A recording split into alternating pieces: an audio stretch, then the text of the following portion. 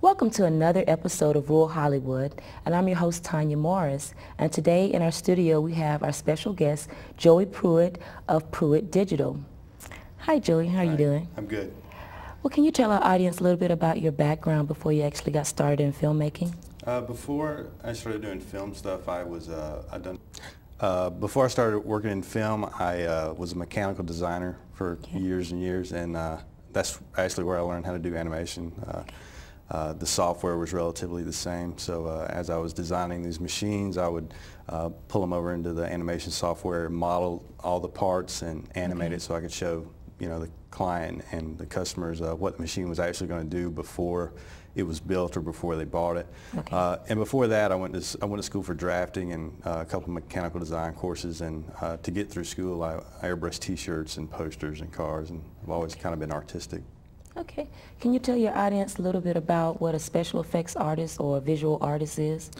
Special effects artist is the person on set that designs and builds the props that are like anything from like severed arms, fake heads, animatronics, makeup effects like blood, guts, gore, the whole thing. And a visual effects artist makes composites, non-real or non-physical items on top of the film footage. So like if you had, say, like a snake or some other animal that needs to be put in the film that you can't have actors work with, I create it in 3D, light it and make it look the same as the footage, and then animate it so everything ties in and it's pretty seamless.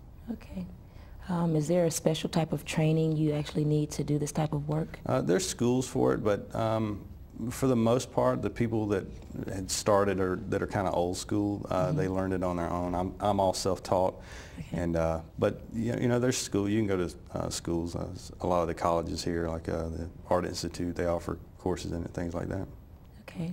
Can anybody who you say that doesn't have an artistic background, are they able to be trained, or you think more of a person with a natural artistic ability be able to do this type of thing? I think for the most part you have to have some sort of artistic background or an artistic talent to do this, because if you stayed dedicated to it, anybody could learn the software. If they sat down with it long enough, they could learn the software and they could learn the techniques to do it. But if you don't have like an artistic eye or kind of a flair for things creative, it's still not going to be the same. I mean, it's kind of paint by numbers versus actually being an artist.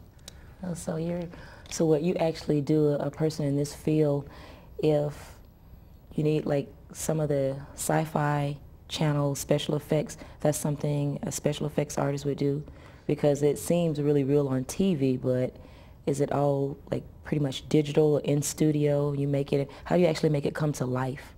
That's kind of part of where the art aspect of it ties in, because it's not so much you hit the button and it does it. It's still, you're still having to hand animate this stuff, just like it was back from the old Disney films. I mean, it's all done frame by frame for the most part, but now instead of having to do every single frame, you can do keyframes, and then the computer automatically does the frames in between.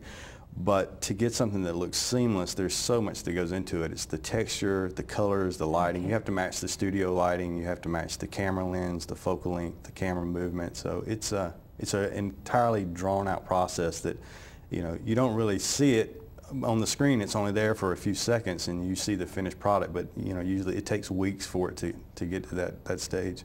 Okay. Well, can you tell us a little bit about your current project, Sideshow? Sideshow was, I had the opportunity to work with Sideshow from Frank Fox and Mike Diana. They were working on it, and they needed someone to do visual effects for it. And like I said, there was a snake shot that I mentioned before in there, and a couple of like electric sparks, smoke, like particle effects, things that are built with particles. So they called and asked if I would be interested in doing it, and naturally, it was a horror movie. I love horror movies, so I told them, yeah, sign me up. So a few months went by, and we started doing preliminaries, and I've done a few sketches for them. And as time went on, we started working back and forth more and more, and then the final product was, is really nice. I mean, I'm really proud of it, and and I know they're happy with it too. So that's really all that matters. So let me ask you this: you're a professional at it now. How long do you think it took you to actually, from when you actually started doing it to becoming a professional? Did it take you years to do this, or because of your natural ability, it took you probably a little less time than your average person just going to school for this, or, you know? Well, I think I'm kind of a different case because I didn't want to do just one part of it. I wanted to learn all of it, you know, Okay.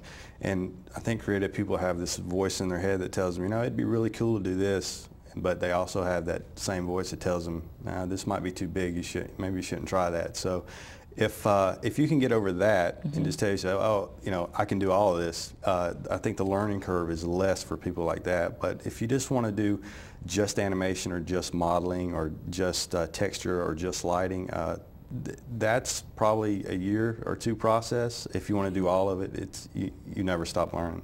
Wow. Okay. I also know that you have a Halloween and a Christmas light video on YouTube. Can you tell us a little bit about that? The Halloween and the Christmas light show, we do that for charity. And so if you haven't seen it, if you go to YouTube, you can search for Halloween lights, and it should be the first one that pops up. But what it is it's lights that are synchronized to music. And I have to program each one of these songs, and it all uses digital relays and all this other, you know, kind of really nerdy stuff. But we do it all for the Angel Tree Project, which raises money for needy kids and supplies Christmas gifts to them. So that's a lot of fun. Okay. Well, we want to take a little moment to look at a trailer from Sideshow. So let's take a look at this.